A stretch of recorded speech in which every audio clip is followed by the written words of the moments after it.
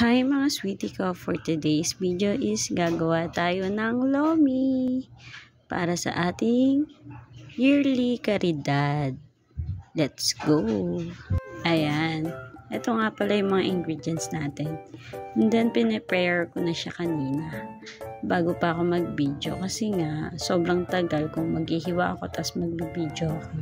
Syempre ayoko masayang yung oras niyo. Charing! Ayan. Simple lang to. Simple lang din yung mga ingredients. And then, magluto na tayo. Ayan. Sinangkotsa ko na yung una ko munang ginawa is yung leeg ng manok. Ayan.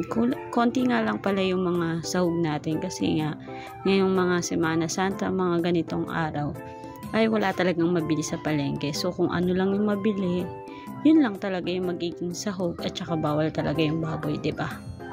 Ayun, sinangkotsa ko nga muna pala yung mga leeg.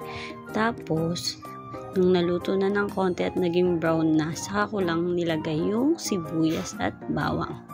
And then, ganyan nga pala ako maggisa. Ayun, hindi ko na tinatanggal. So, ginigilid-gilid ko lang. Tapos, yun, ihalo-halo din naman yan. And then, sunod nating ilalagay ang squid balls. Yan. Medyo in-slice ko siya ng maliliit para magmukha siyang marami. Kasi nga, walang mabili sa palengke. Ayan. Tapos, hahalu-haluin ko lang. And then, lalagyan ko na rin yan ng pampalasa. Kaya ako dyan ginawa yan. Kasi nga, para lumasas talaga, nanonood sa laman. Yung sasahog natin yung ano. Tapos, hinaan ko lang para hindi masunog.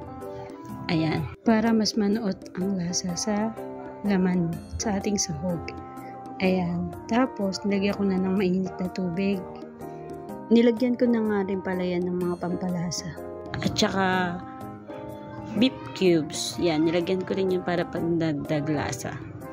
And then, lagyan ko na siya ng mainit. Oo nga pala, tuwing magluluto ako ng lomi is lagi mainit na tubig na yung gamit ko. Lagi ako nagpapakulo na ng tubig kasi nga matagal magpakulo at saka sayang sa gas. Ayan. Ayan. Tapos yun, di ko na nabidyoan yung paglalagay ko ng gulay. At saka cornstarch and egg. Ayan, tsaka yung chicharon.